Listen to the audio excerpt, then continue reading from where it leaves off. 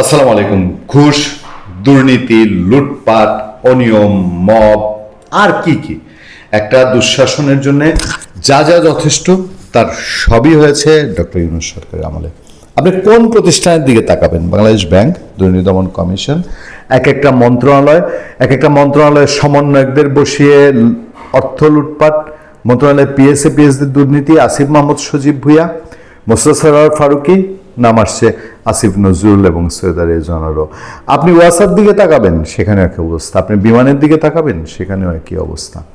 প্রত্যেকটা সংস্থা, প্রত্যেকটা জায়গাকে লুটপাটের মচ্ছব বানিয়ে ফেলেছিল ডক্টর ইউনূস একটা জলজন্ত খাদক, দেশ খাদক। সে তার নিজের আখের গুজিয়েছে, যত রকম ব্যবসা সব গুছিয়েছে তাদের মেটিকুলাস ডিজাইনের এবং তাদের বিভিন্ন ইস্যু বাস্তবায়নের জন্য। তাজুল ইসলাম চিফ প্রসিকিউটর, পত্রপত্রিকা এখন স্বীকার করে, প্রথম আলোর মতো পত্রিকা লিখছে তাজুল ইসলাম জামাত সমর্থিত মানুষ, জামাতের লোক। এই তাজুল ইসলাম সেখানে থাকা অবস্থায় তার বিরুদ্ধে দুর্নীতির অভিযোগ উঠেছে। তারই আরেক প্রসিকিউটর অভিযোগ করেছে রাজসাক্ষী বানানো নিয়ে। চৌধুরী আবদুল্লাহ আল মামুন, সাবেক আইজিপি, তার রাজসাক্ষী হওয়া নিয়ে কোটি টাকা লেনদেনের কথাবার্তা উঠেছিল।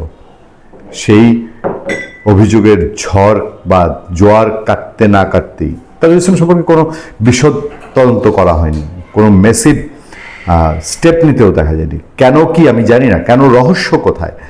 এই এক একটা রাঘব বোয়ালের বিরুদ্ধে যেই দুর্নীতির অভিযোগ উঠছে, তাদের এই প্রসিকিউশন বা প্রসিকিউটর বা এই ট্রাইব্যুনাল, যে ট্রাইব্যুনাল 1971-এ মুক্তিযুদ্ধের সময়ে, যুদ্ধকালীন সময়ে মানবতাবাদী বিরোধী অপরাধের জন্য গঠিত, সেই ট্রাইব্যুনাল এখন শেখ হাসিনার মামলার রায় নিয়ে সারা দুনিয়াতে কত কথাবার্তা।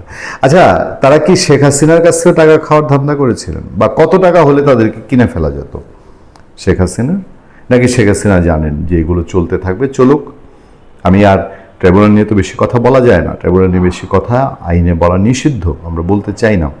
এখন যে ঘটনা ঘটছে, এই যে আওয়ামী লীগের এমপি এবিএম ফজলে করিম চৌধুরী, তার কাছে 26 বার ট্রাইব্যুনালের একজন প্রসিকিউটর ফোন করে তার পরিবারের কাছে ঘুষ ব্যাপারে আলাপ সালাপ করেছে। 26 বার। এর মধ্যে 12-14 বার শুধু টাকা পয়সার লেনদেন কিভাবে হবে সেই সব নিয়ে কথাবার্তা হয়েছে। এগুলোর অডিও রেকর্ড ছড়িয়ে পড়েছে এবং সেই অডিও রেকর্ড এখন টেলিভিশন, পত্রপত্রিকা সবার হাতে। প্রথম আলো বলছে তারা নেত্র নিউজের সঙ্গে যৌথ অনুসন্ধান করেছে, তাদের হাতে অডিও রেকর্ড আছে। ইতিমধ্যে চ্যানেল 24-এর আমি দেখলাম নিউজ হয়েছে, অডিও রেকর্ড আছে। এবং এই সাইমুম রেজা তালুকদার বারবার এবং একবার দুইবার না, একটা পুরা প্রক্রিয়া জুড়ে অভিযোগ গেছে তাজুল ইসলামের কাছে, সাবেক চিফ প্রসিকিউটর। তিনি সব শুনেছেন, সব জানেন, তাকে সব বলা হয়েছে। তাকে শুধু ওই নির্দিষ্ট মামলা থেকে, এই যে আওয়ামী লীগের যে এমপি ছিলেন এবিএম ফজলে করিম চৌধুরী, তার মামলা থেকে কেবল সরিয়ে দেওয়া হয়েছে।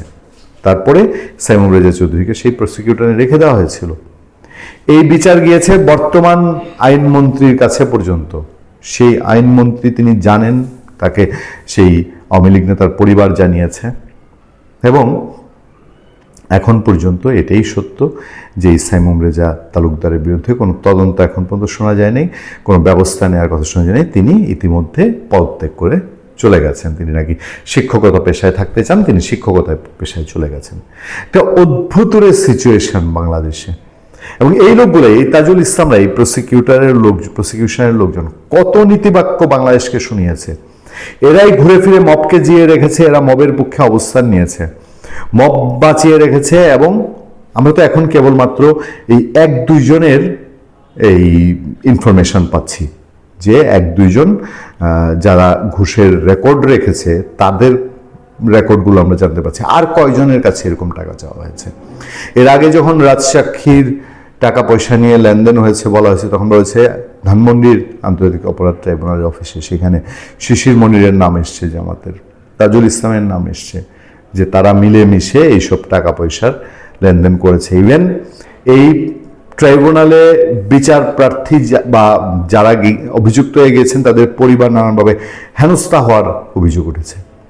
এই সিচুয়েশনের মধ্যে আমরা এই যে পত্রপত্রিকা লিখছে যে আওয়ামী লীগের কারাবন্দী একজন সাবেক রাজনীতিককে জামিনে মুক্তি পাইয়ে দেওয়ার জন্য তার পরিবারের কাছে 1 কোটি টাকা চেয়েছিলেন আন্তর্জাতিক অবতার ট্রাইব্যুনালের একজন প্রসিকিউটর। আমরা পরে নাম এসছে যেটা সাইমুম রেজা তালুকদার। হোয়াটসঅ্যাপ কথোপকথনের একাধিক অডিও রেকর্ডিংয়ে এমন তথ্য পাওয়া গেছে, রেকর্ডিংগুলো সংগ্রহে আছে প্রথম আলোর এবং নেত্র নিউজের। অনেকের হাতেই এখন ছড়িয়ে পড়েছে সোশ্যাল মিডিয়া হয়ে। এই যে চট্টগ্রামের আপনার সাবেক চট্টগ্রাম 6 আওয়ামী লীগের সাবেক সংসদ সদস্য, তার বিরুদ্ধে 2টা মামলা হয়েছে চট্টগ্রামের 14 জুলাই এবং 16 জুলাই। একবার তিনজন একবার 2জন মারা যান। সেগুলোর পক্ষে কঠিন কোনো তথ্য প্রমাণ বের করতে পারছে না বলে এইসব কল রেকর্ডে বের হয়েছে। এসব কল রেকর্ড থেকে উঠে এসছে যে ট্রাইব্যুনালের প্রসিকিউটররা সাংঘাতিক রকম প্রেসারে আছে, তারা সাক্ষী প্রমাণ দাঁড় করাতে পারছে না। ফলে এই যে সাইমুম রেজা তালুকদার, সে যদি একজনের জামিনের ব্যবস্থা করতো, সে কি তার ঊর্ধ্বতনদের কারোর সঙ্গে পরামর্শ ছাড়া, কারোর সঙ্গে যোগাযোগ করা ছাড়া সে জামিন করাতে পারতো? কোনো একটা গ্রাউন্ড ছাড়া সে কি জামিনের আলাপ করতে পেরেছে?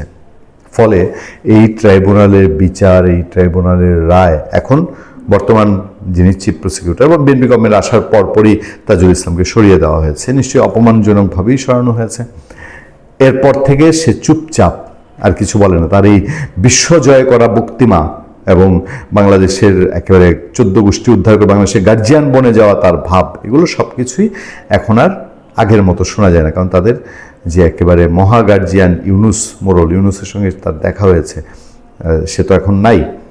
কিন্তু বর্তমান চিফ প্রসিকিউটর আমিনুল ইসলাম, তাকে জিজ্ঞেস করা হয়েছিল, তিনি এখন এগুলো জানেন না বলে জানিয়েছেন, যেগুলো শোনা যায়নি। কিন্তু চিফ প্রসিকিউটর এটাও বলেছেন যে এইসব কোটি কোটি টাকার যে চাঁদাবাজির অভিযোগ বা ঘুষের অভিযোগ, দুর্নীতির অভিযোগ, এগুলো নিয়ে তদন্ত হবে। আমরা সেই তদন্তের অপেক্ষায় থাকলাম এবং ওই লোকগুলো, এই প্রসিকিউশন এত বেশি ক্ষমতাশালী হয়ে গিয়েছিল ইউনূস সরকার আমলে, তারা সব কিছুতে নাক গলাতো।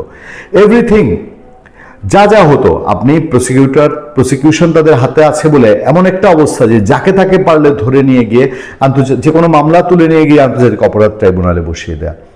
বাংলাদেশের আইন আদালত সব কিছুই আছে এবং গড়পড়তা হত্যা মামলা, হত্যা মামলাগুলো সম্পর্কে আপনাদের সবারই ধারণা আছে। ইউনূস আমলে হত্যা মামলা নিয়ে এই সরকার এসেও বলছে, এই সরকারের স্বরাষ্ট্রমন্ত্রীও বলেছেন যে বেশ কিছু হত্যা মামলা নিয়ে এবং বেশ কিছু মামলা নিয়ে ঝামেলা আছে। সাংবাদিকরা এখনও জেলে রয়ে গেছেন, আনিস আলমগীর জেলে রয়েছে। এর আগে ইউনূস সরকারের রোশানলে পড়া সাংবাদিকরা, তারা সবাই জেলে রয়েছে। কেউ এখন পর্যন্ত মুক্তির বাতাস উপভোগ করতে পারছে না। তাদেরকে তো এই সময় যা হয়েছে সবে নিয়ে ট্রাইব্যুনালে ঢুকিয়ে দেয়। তারা যেহেতু দ্রুততার সাথেই তাদের এজেন্ডা বাস্তবায়ন করতে চায়, তাহলে দিলেই পারত। যাক, এখন কি হবে আমরা জানি না। এই সরকারের 1 মাস এখনো হয়নি। সরকার ট্রাইব্যুনালে আমরা জানতাম ট্রাইব্যুনাল সরকার তার মতো করে গোছাবে, কিন্তু আমূল যে পরিবর্তন প্রয়োজন এবং এই ধরনের যে অভিযোগগুলো আছে সেগুলোর তদন্ত কোন দিক গড়ায়। ভালো থাকবেন, সুস্থ থাকবেন। আপনার সাথে আমি আতিক রহমান, পূর্ণিয়া।